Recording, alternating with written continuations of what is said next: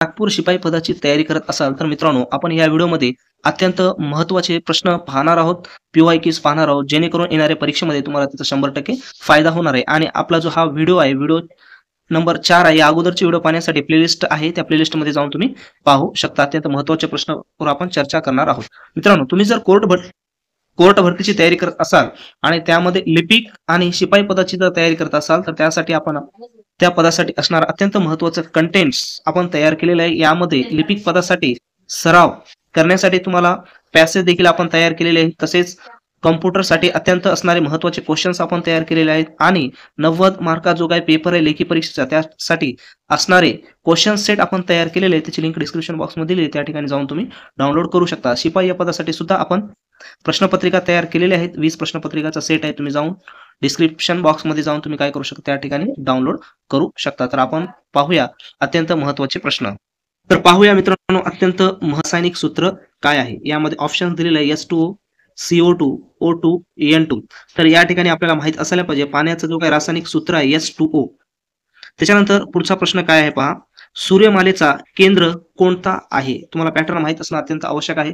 सूर्यमालेचा केंद्र कोणता आहे. यामध्ये ऑप्शन आहे पृथ्वी, चंद्र, सूर्य, मंगळ. तर या प्रश्नाचं योग्य उत्तर आहे सूर्यमालेचा केंद्र काय आहे, सूर्य आहे. पुढचा प्रश्न पहा काय आहे. पुढचा प्रश्न डीएनएचा पूर्ण रूप काय आहे. डिऑक्सिरी बोन्युक्लिक ऍसिड, डिऑक्सिरी बोन्युक्लियर ऍसिड, डिऑक्सिरी बोन्युक्लियस ऍसिड, डिऑक्सिरी बोन्युक्लियम ऍसिड. तर या प्रश्नाचं योग्य उत्तर आहे डिऑक्सिरी बोन्युक्लिक ऍसिड, ऑप्शन नंबर 1.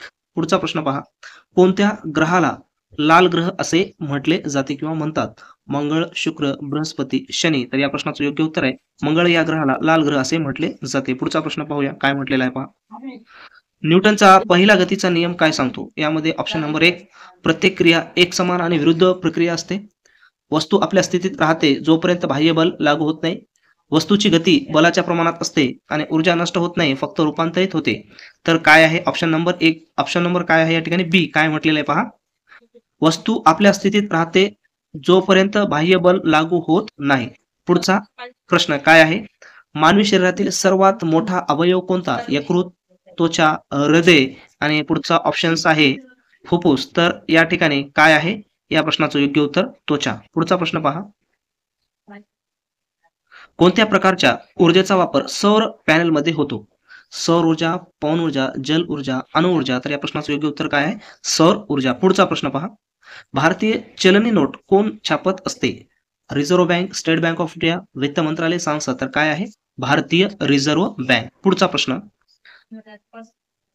खरीप पिके कोणत्या ऋतूत घेतली जातात. उन्हाळा, पावसाळा, हिवाळा, वसंत. या प्रश्नाचं योग्य उत्तर आहे पावसाळा. त्याच्यानंतर पुढचा प्रश्न जीडीपी म्हणजे काय.